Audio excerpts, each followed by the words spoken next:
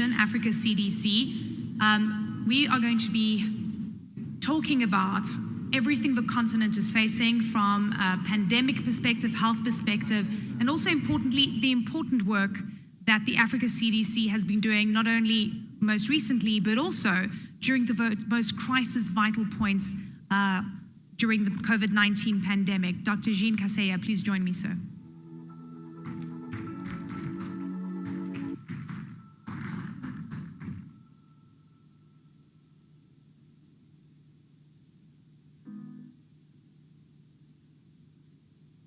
Great to have you with us. I'm going to switch this around.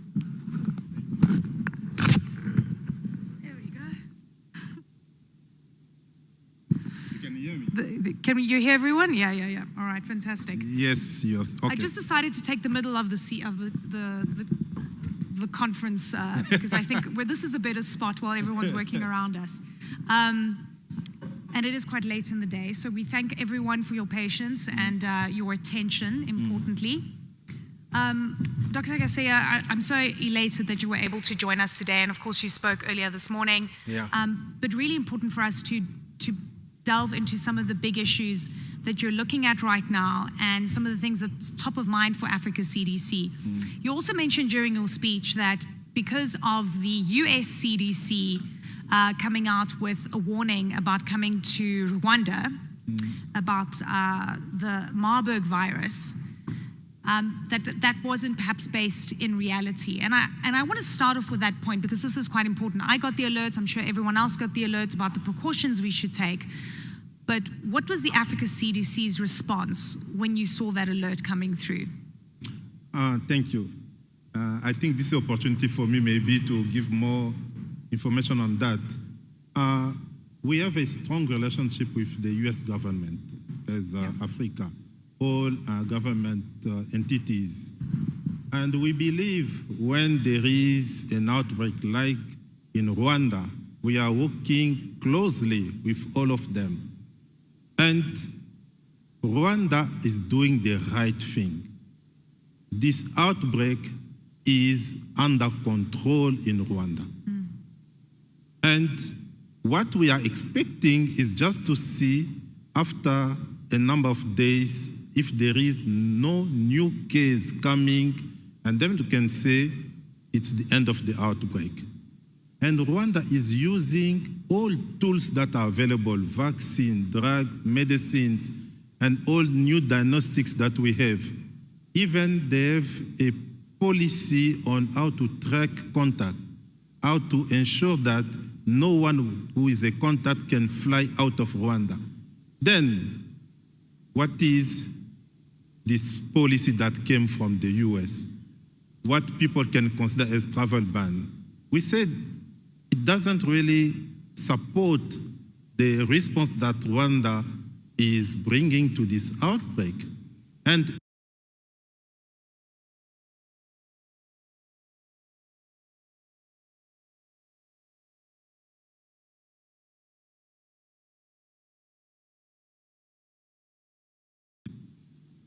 we need to work together to lift this policy by end of October and to continue business as usual. As usual. You know, this reminds me of, I think was it December 2021 or 22? I've lost my bearings on when COVID-19 was really, you know, at the helm. When South African epidemiologists did incredible work and discovered the Omicron variant. And not because Omicron emanated from South Africa, it was because it had already spread globally. And then suddenly we wake up a day later and there are travel bans slapped on, I think, 11 or 14 African countries at the time. And again, Africa was punished in a very big way. And that continued. And I think that what we're seeing today with, again, a travel ban, not really understanding or not taking advice from the Africa CDC or from the Rwandan government, what the past tells us about the way that the continent was treated during the COVID-19 pandemic. I wonder where we stand right now in terms of holding our own narrative, controlling our own narrative, and importantly, making sure that the world trusts that the Africa CDC knows what it's doing and they take it seriously. Because unfortunately, the undercurrents of this comes down to trust. Look, trust issue is from both sides. Yeah. I think we have to admit that there was this trust issue when we had this COVID pandemic. Not having access to vaccines, to therapeutics, to diagnostics, even to gloves, to syringes, while others in other continents, they had access to that, it created this frustration in Africa. But I think it's opportunity for our friends from other continents to do right things and to start to rebuild trust. Today, we have a strong Africa CDC, as we have a strong FCFTA. Today, we have a strong African Union supporting our countries. And I can say the way to move forward, and this is my agreement with the US senior officials, they will never again declare a level 3 without talking for Africa CDC. They did not speak to you ahead of time. They will never do it again. Because that one is really to undermine us. They will never do it again without speaking with a specific country like Rwanda. Because, you know, when you declare, even when Africa CDC can say this is a level 3 status, because, you know, with MPOX, we declared the public health emergency of continental security. We clearly gave what must be done to stop this outbreak. When we declare this level 3 status, we need to say to the country, what are you doing wrong? What can you correct? And mostly, what is the risk for you to spread the outbreak out of your country? Yeah. But today, I can tell you, with what I saw in Rwanda, there is almost zero risk for Rwanda to export, to spread the outbreak out of the country. And I was saying to the minister and all officials from Rwanda today, we are even lucky that Rwanda is managing very well this outbreak. Because if Rwanda was not managing very well this outbreak, all of us would not sit here today. Yes. I guess this brings my next question in terms of how prepared are we for any other outbreak, no matter what the virus or disease might be? What lessons did we learn from the COVID-19 pandemic? And of course, there are many. But what mechanisms are in place right now? I think from Africa, we learned a lot. I'm asking if other colleagues from other continents, they learned from COVID. In Africa, we said, okay, you know, you wake up one day, you see you are in trouble. You have nothing. And you start to think about if tomorrow you'll be alive, if tomorrow your family will be alive. Then you say, okay, I don't want to see it again. We started to work with our head of state to build this program we call local manufacturing of medical countermeasures. And today, we got a strong mandate with medicines, vaccines, diagnostics to be manufactured in Africa. But Africa CDC is just leading this program. We need other legs. For the regulatory process, we need the African Medicine Agency, because we don't want people to use that as an excuse to say we don't trust the quality of product coming from Africa. The second leg we need is FCFTA, because we are not manufacturing product just because we love that. We are manufacturing to sell to other countries, and we are saying local manufacturing is our second independence. Let me give you, I know my brother Wankele likes to talk about concrete amount of money. Let us talk about Switzerland. Switzerland is almost around 8.3 million people. But the pharma sector in 2023, in Switzerland, it was $120 billion, almost 7% of the GDP of Switzerland. But now we are talking about a continent of 1.4 million people. We are talking about a continent where we can make money by having this intra-African trade. I think it's really a wake-up for all of us to say, without the local manufacturing agenda, we'll continue to be at risk. I saw it for MPOX.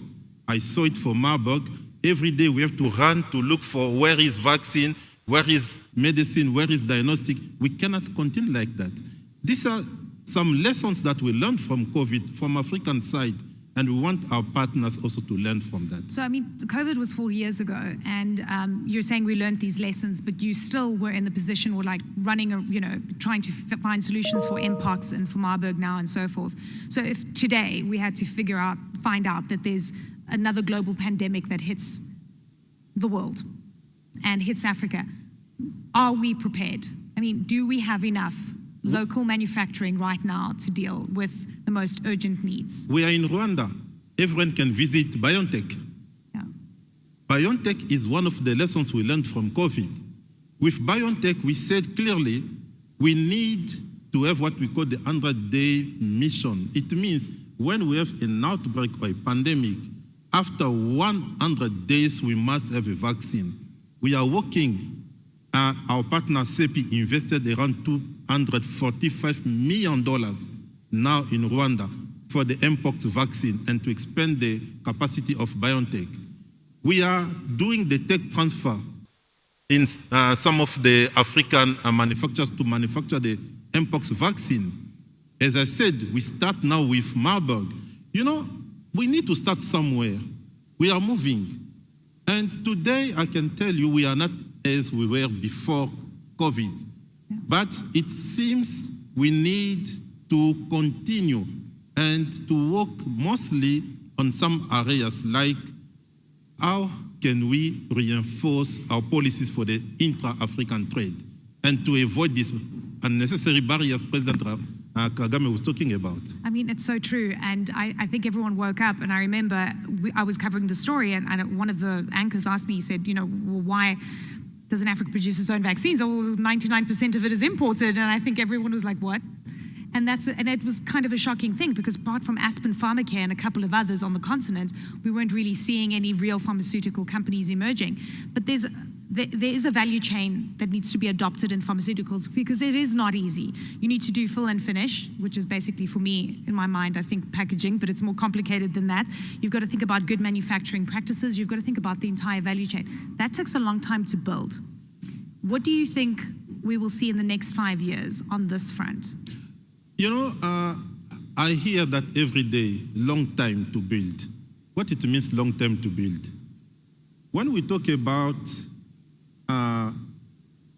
end-to-end project development, it means, you have to bring research and development. We have countries in Africa doing that for a very long time. Let me remind you that Senegal started to do research and development and manufacturing yellow fever vaccine 50 years ago. At that moment, even India, they didn't know that they can manufacture a vaccine.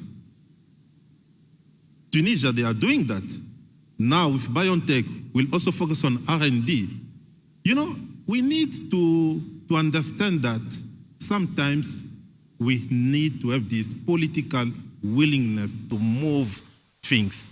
Because if as Africans, we are still dependent on this narrative of it will take time, it won't take time. Today, we are ready for a number of vaccines. I'm telling you. Today, we are ready for a number of diagnostics. Look, there is a company in Kenya called Revital Healthcare. Yeah. This company, in 6 months, they got the WHO pre-qualification for their syringes. Because before that, Africa was exporting 100% of the vaccines used for vaccination for any other medical centers that were one. But today, Revital Healthcare is providing 60% of all syringes that we need in Africa for vaccination. That's incredible. It's amazing. They did it in 6 months.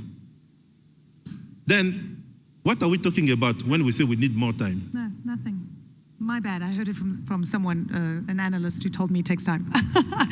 I retract my statements. So, I mean, this can be done. Political willingness, number one. Private sector investment, and of course a market for it to operate and flourish in. You were talking about the African Continental Free Trade Area and how important it is, because you need to think about cross-border trade on this front. What's your experience been right now about, it sounds like if there's a pandemic, a global pandemic, I need to come to Rwanda because they're perfectly suited to intervene as soon as possible. But if you want to move stuff that is created in Rwanda or produced in Rwanda to neighboring countries into the rest of the continent, is that still going to be a challenge? Let us say in 6 years, FCFTA is one of our products that is making Africa proud. In 6 years, we managed to move from nothing to somewhere. Yeah. But you will see, if we can say at political level, we made huge progress, we have still some challenges, like infrastructures in Africa. Infrastructures can be a kind of limitation. I think my brother, Excellency Wankele, can talk about it. And this one can be used as an excuse because many times when I discuss with some partners, they are telling me a product manufactured in Africa will cost 60–70% more than what other continent can provide. But we need to be innovative on the way to do that. We are talking about value chain. We are talking about grouping people, grouping companies. We are talking about creating incentives. One of the incentives that we created, like for the vaccine pharma, we have what we call the African Vaccine Manufacturing Accelerator, $1 billion. In addition to that, it was complemented by what Afreximbank provided. It means when an African manufacturer today can get a transfer of technology, they can manufacture a vaccine. If this vaccine can cost a little bit more than what others can provide, these costs can be covered by these incentives. You know, we have to be innovative. We cannot continue with a narrative that will destroy our future. Because today, we don't know. If I talk about the health sector, we don't know what will be the next pandemic. And if we have this pandemic, we don't have access to medical countermeasures, we are dead. And we know the world turned on us once and could turn on us again in terms of vaccine procurement. And I think that was the big realization, right? That was the epiphany, okay, we need to do this for ourselves. What do pharmaceutical manufacturers say is their biggest challenge right now? There are some challenges. Let me give some of them. The first one is access to technology. And you will see we are fighting to have transfer of technology in Africa because that one is critical. If you don't have technology, you cannot manufacture. But this technology can come either by this transfer or when you do the research and development. And we have to consider everything. Second is access to capital, to financing. You know, I was talking with a number of manufacturers. They said, we have technology, but we need money. Where are you getting this money? If you go to some partners, they are giving a list of conditionalities that you will not address.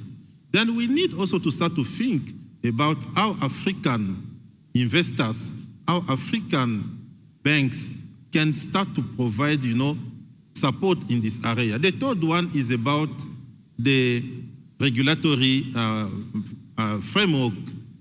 We cannot manufacture a product if you don't have a gold standard regulatory process. Because this regulatory process will help you to know if the quality of the product you are manufacturing is at some standard. And the last one, it's about the market. The market we are talking with FCFTA, we have a number of initiatives with FCFTA, how we can ensure that we open our borders, how we can ensure that we are not asking more taxes on product manufactured in Africa. This is FCFTA. You know, you mentioned something important in terms of having a gold standard where I can trust what I'm getting from another country, right? Even if I'm part of this African continental free trade area. What is being done right now to harmonize these rules cross-border, that I know that whatever is manufactured in one country and then exported to where I am, that the same rules apply, that the same gold standard